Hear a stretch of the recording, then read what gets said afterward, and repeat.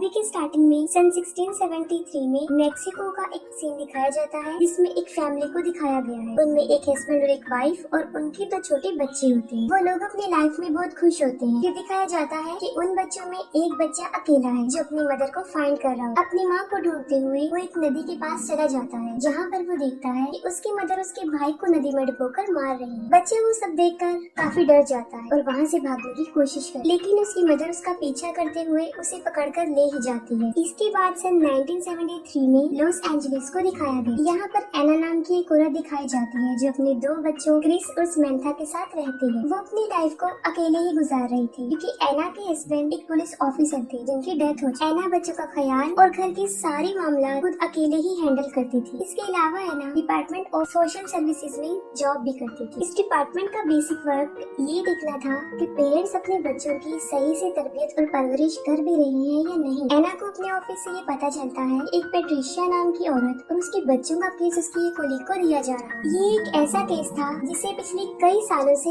एना ही handle कर रही थी और ये चीज एना को पसंद नहीं आता। तब एना के बॉस उसे समझाते हैं कि एना के ऊपर काम का पहले ही बहुत बर्डन है और यहाँ तक कि उसने अपने बच्चों का ख्याल भी अकेले ही रखना होता और यही वजह है कि वो केस इसके अलावा किसी और को दिया जा रहा है। मगर फिर भी एना इस पर एग्री नहीं है। वो कहती है कि मैं पेट्रिशिया को जानती हूँ और वो मेरे ऊपर बिलीव भी करती है और उसके बच्चों को तो मैंने अपनी आंखों के सामने ही बड़े होते हुए देखा है। वो कहती है कि उसके अलावा कोई भी ये केस अच्छे से हैंडल नहीं कर सकता। फिर एना के बॉस उसकी बात पर एग्री हो जाते हैं और वो केस एना को ही दे देते हैं। पेट्रिशिया के बच्चों के स्कूल से कॉल आती है कि वो फिर से स्कूल नहीं आ रहे हैं और यही वजह है कि एना को उनके घर जाना था, जिस पर उसके बॉस उसे कहते हैं कि वो अपने साथ एक पुलिस ऑफिसर को भी लेकर जाए और एना एक पुलिस ऑफिसर के साथ पेट्रिशिया के घर पहुंच जाती है। सबसे पहले पेट्रिशिया सबको अंदर आने से मना कर देती है, लेकिन फिर एना उसे बताती है कि वो सिर्फ अकेले ही अंदर आएगी और इस बात पर पेट्रिशिया उसे अंदर आने देती है। एना देखती है कि पेट्रिशिया बहुत बुरी तरह डरी हुई है और वो फिर उससे उसके बच्चों के बारे में पूछती है, जिस पर वो कहती है कि वो सेफ, लेकिन एना को उसके बच्चे नजर नहीं आ रहे होते। फिर एना को एक डोर नजर आता है जिसके ऊपर बहुत ज्यादा आइस की पिक्चर्स बनाई होती है। एना उस डोर के पास जाती है जिसे देखकर पेट्रिशिया बुरी तरह भड़क जाती है। वो एना पर अटैक करती है और उसे मारने की कोशिश करती है। तभी फौरन पुलिस वाला वहाँ पर आ जाता है और पेट्रिशिया को पकड़ लेता है और इसी दौरान एना पेट्रिशिया के गले से एक के निकाल लेती है, जिस पर पेट्रिशिया उसे कहती है कि उस डोर को मत ओपन करो,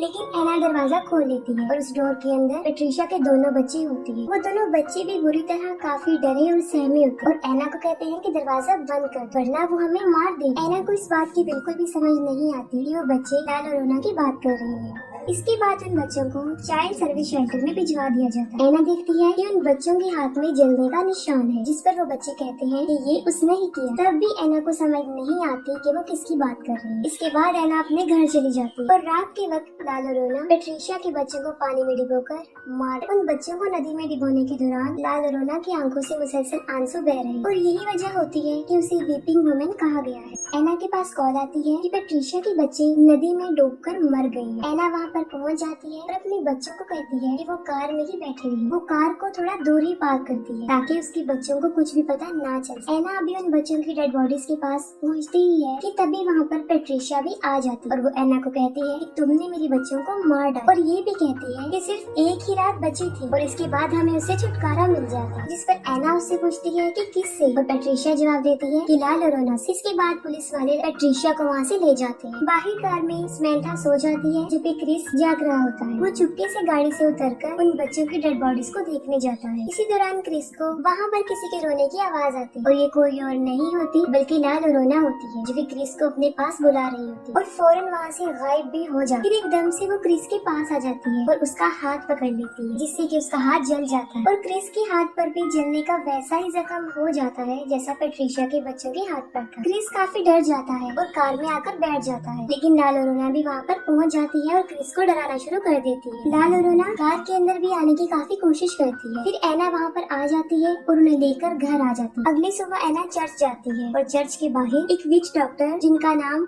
रेफल अल्वेरा होता है वो खड़े होते हैं। वो अपनी जादुई वर्ड्स की मदद से लोगों का ट्रीटमेंट कर रहे होते हैं जिससे कि वो ठीक हो जाते हैं। एना फादर से लाल और रोना के बारे में पूछती है और फादर उसे लाल और रोना के बारे में सब कुछ बता देते हैं। समंथा जो कि अपने घर में खेल रही होती है और उसे भी वहाँ पर लाल और रोना नजर आती है। लाल और रोना समंथा का हाथ भी पकड़ के उसे कर्स बना देती है और समंथा के हाथ पर भी जलने का जख्म बन जाता है। एना घर आ जाती है और वो देखती है कि समंथा बहुत ज्यादा डरी हुई है। एना उसके हाथों पर जले हुए जख्मों के बारे में पूछती है। तब समंथा झूठ बोल देती है कि मैं कहीं पर गिर गई। फिर एक डिटेक्टिव जिनका नाम कूपर होता है वो एना के घर पर आते हैं, जो कि एना के हस्बैंड के फ्रेंड थे। कूपर एना को बताते हैं कि पुलिस वालों को पेट्रिशिया पर ही शक है कि उसी ने ही अपने बच्चों को मारा है। लेकिन पेट्रिशिया और उसके गवाहों का ये कहना है कि मर्डर के दौरान पेट्रिशिया फुल टाइम चर्च में ही थी। कूपर एना को एक फाइल देते हैं ताकि वो पेट्रिशिया के केस के बारे में थोड़ी सी इंफॉर्मेशन ले सके। फिर दूसरी तरफ हम देखते हैं रेफल को, जो पेट्रिशिया के घर में होते हैं और लाल और ओना के आंसुओं को कलेक्ट कर रहे होते हैं।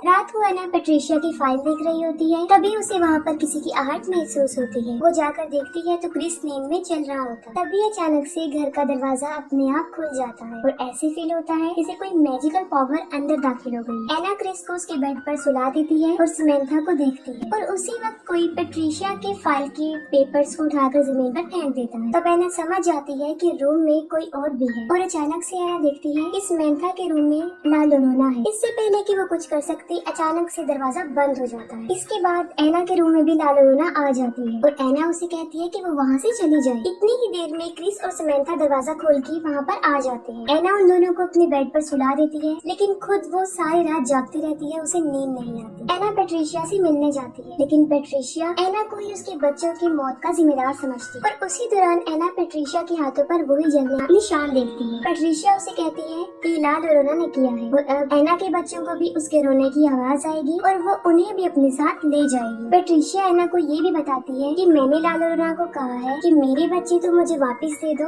और एना के बच्चों को ले जाओ। क्रिस को किसी के रोने की आवाज आती है। पहले तो लाल लोना उसे डराती है और फिर सीढ़ियों से उसे नीचे गिरा देती है, लेकिन मौके पर ही एना वहाँ पर पहुँच जाती है और उसे हॉस्पिटल लेकर जाती है। जब डॉक्टर क्रिस के हाथों पर जलने के जख्म देखता है तब वो डिपार्टमेंट ऑफ सोशल सर्विसेज को कॉल कर देता है। रात को एना के घर पे कूपर और उसकी कोलीग डोना आते हैं और वो ये चेक करने आते हैं कि कहीं एना अपने बच्चों के साथ अब्यूज तो नहीं करती, कि किसी किस्म का कोई तशद्दुद तो नहीं करती। फिर एना क्रिस से लाल और ओना के बारे में पूछती है और वो उसे सब कुछ बता भी देता है। दूसरी तरफ लाल और ओना समंथा को पानी में डुबोकर मार रही होती है, लेकिन मौके पर एना वहाँ पर पहुँच जाती है और उसे बचा लेती है। इसके साथ ही लाल और ओना एना को भी कर्ज कर देती है और बड़ी मुश्किल से एना अपने बच्चों को वहाँ से लेकर भागने में कामयाब हो जाती है। एना चर्च में फादर के पास आती है, तब फादर उसे बताते हैं एनाबेल डॉल के बारे में, कि जब वो एनाबेल डॉल को लेकर आ रहे थे तब उस डॉल ने उन्हें बुरी तरह जख्मी कर दिया। और वो ये भी बताते हैं कि इस तरह की चीजों में शैतानी ताकत होती है और चर्च तुम्हारी हेल्प भी करेगा। लेकिन उन्हें चर्च से सर्विसेज लेने में कई हफ्ते लग जाने थे, लेकिन एना के पास इतना वक्त नहीं था और फादर एना को रेफेल के पास जाने का मशवरा देते हैं। एना अपने बच्चों को लेकर रेफेल के पास चली जाती है। पहले तो वो उनकी मदद करने से इनकार कर देता है, लेकिन किसी तरह वो बच्चों की खातिर उनकी हेल्प करने को तैयार हो जाती है। रेफेल अपने साथ इस प्रोसेस में इस्तेमाल होने वाली सारी चीजें अपने साथ लेकर जाते हैं और अपने मैजिकल वर्ड्स की मदद से अंडों के जरिए वो ये पता करवाते हैं कि यहाँ पर कोई जादुई ताकत, कोई शैतानी ताकत है भी या नहीं। लेकिन जब सारे अंडों को तोड़ा जाता है तो वो अंदर से काले निकलते हैं, जो इस बात की तरफ इशारा थे कि वहाँ पर वाकई कोई शैतान मौजूद है। रेफेल अपने मैजिकल वर्ड से सारे घर को बांध देते हैं, क्योंकि रात होने वाली थी और लाल और ओना की पावर मजीद बढ़ जाती है। रेफेल एना और उसके बच्चों को बचाने के लिए अपनी बहुत सारी चीजों को और बहुत सारे अल्फाजों को इस्तेमाल करते हैं। रेफेल क्रिस को उस क्रॉस के बारे में बताता है जो फायर ट्री से बना होता है, और जब लाल और ओना अपने बच्चों को मार रही थी तब उसे ऐसा करता सिर्फ फायर ट्रीज ने ही देखा था और उसी वक्त वो फायर ट्रीज रो भी रहे। फायर ट्रीज लाल और ओना के इस गुनाह का एक अकेला और अकलौता सबूत थी, जिसके आगे लाल और ओना की सारी पावर कमजोर पड़ जाती है। रेफेल बताते हैं कि ये एक बहुत ताकतवर शैतान है और हमें सबको मिलकर इसके खिलाफ लड़ना पड़ेगा। फिर वो अपने मैजिकल वर्ड्स की मदद से लाल और ओना के आंसुओं को पाक साफ करते हैं ताकि उसे उसके खिलाफ ही इस्तेमाल कर सके। जब रात हो जाती है तो उन्हें लाल और ओना के आने का मैसेज मिल जाता है और रेफेल एना और उसके दोनों बच्चों को कैंडल्स के एक डायरी में रखते हैं। फिर लाल और ओना को छींक आती है और उसकी शैतानी पावर की वजह से हवा के वेव से सारी कैंडल्स बुझ जाती हैं। लाल और ओना सबसे पहले एना पर अटैक करती है और उसके बाद वो क्रिस पर अटैक करती है। लाल और ओना क्रिस को खींचकर बाहर ले जाती है और रेफेल क्रिस को पकड़ लेते हैं और वो वही आंसू लाल और ओना के फेस पर फेंक देते हैं। लाल और ओना के फेस पर वो आंसू गिरते ही उसका फेस जलने लगता है, लेकिन वो अभी भी जिंदा होती है और खत्म नहीं हो पाती। तभी रेफेल घर के दरवाजे पर फायर ट्रीज के बीज को लगा देता है। इन बीजों को पार करके वो अंदर नहीं आ सकती थी, लेकिन वो मजीद गुस्से में आ जाती है। फिर लाल और ओना पीछे से अंदर आने की कोशिश करती है और ये सब पिछले दरवाजे को बंद करने की कोशिश करती है। यहाँ पर लाल और रोना ने ये सब जाल इसलिए बिछाया था ताकि उन सब का ध्यान पिछले दरवाजे पर लग जाए और उसके आने में आसानी हो जाए। फिर लाल और रोना समंथा को उसकी डॉल के थ्रू बाहर निकालने की कोशिश करती है। समंथा को दरवाजे के बाहर उसकी डॉल नजर आती है और वो डोर ओपन करके उसे लेने के लिए बाहर जाती है। समंथा इस बात का बहुत ख्याल रखती है कि वो बेजों की तह को क्रॉस ना कर सके और तभी वहाँ पर ऐना पहुँच जाती है। वो समंथा को डॉल लेने से मना करती है और भागते हुए उसके पास आ जाती है, लेकिन समंथा के हाथ में उसकी डॉल लग जाती है और जब वो डॉल को अंदर की तरफ खींच रही होती है तब उन बेजों की लाइन टूट जाती है। इसी दौरान लाल और रोना समंथा को बाहर खींच लेती है और दरवाजा खुद ब खुद बंद हो जाता है। लाल और रोना समंथा को पानी में डुबोकर मारने की कोशिश करती है, लेकिन ऐना वहाँ पर पहुँच जाती है और उसे बचाने के लिए आ जाती है। वो भी पानी में कूद जाती है। जैसे ही ऐना समंथा को बचाने के लिए उसकी तरफ बढ़ती है, लाल और रोना उस पर भी अटैक कर देती है और उसे भी जान से मारने की कोशिश करती है। तभी रेफल भी वहाँ पर पहुँच जाते हैं और वो स्विमिंग पूल को अपने जल से शिफाफ कर देते हैं, जिससे कि लाल और रोना को उस स्विमिंग पूल से निकलना पड़ता है और ऐना और समंथा दोनों बच जाते हैं। फिर हम देखते हैं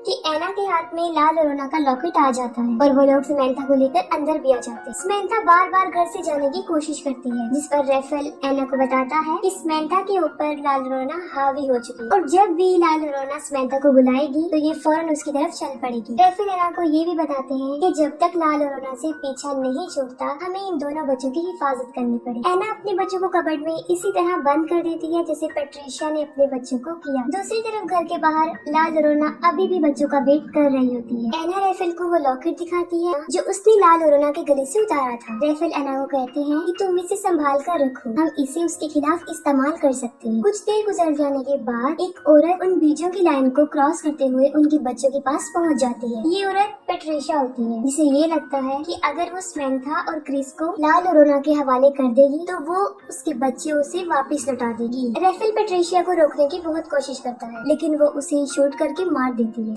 और बेजों की लाइन तोड़ देती है। और इसी दौरान लाल और रोना को भी घर के अंदर आने का मौका मिल जाता है। अंदर आते ही पहले वो ऐना पर अटैक करती है और उसे बेसमेंट में फेंक देती है और उसका डोर अपने आप लॉक हो जाता है। फिर वो घर के सारे दरवाजों को बंद कर देती है ताकि बच्चे बाहर ना जा सके। इसी दौरान क्रिस लाल और रोना को वो लॉकेट उठाकर समंथा के साथ ऊपर की तरफ भागता है। क्रिस और समंथा स्टोर में जाकर छुप जाते हैं और लाल और रोना भी उनका पीछे करते हुए वहाँ पर पहुँच जाती है। लाल और रोना उन्हें मारने ही वाली होती है कि क्रिस उसे उसका लॉकेट दिखा देता है। अपना लॉकेट क्रिस के हाथ में देखकर लाल और रोना अचानक से नॉर्मल लेडी बन जाती है। लाल और रोना को वो लॉकेट असल में उसके बच्चों ने दिया था और वो अपने बच्चों की तरह क्रिस को टच करती है और रोना शुरू करती है। साथ में पैट्रिशिया को भी अपनी गलती का एहसास हो जाता है। वो लॉक तोड़कर ऐना को बाहर ले आती है। ऐना भागते हुए ऊपर की तरफ आ जाती है और साथ में उसके रेफल भी आ जाता है जो कि मरा नहीं होता। दूसरी तरफ लाल और रोना जब क्रिस को टच करते हुए रो रही होती है तो उसके पीछे रखा हुआ मिरर उसका कपड़ा हट जाता है और जब लाल और रोना खुद को शीशे में देखती है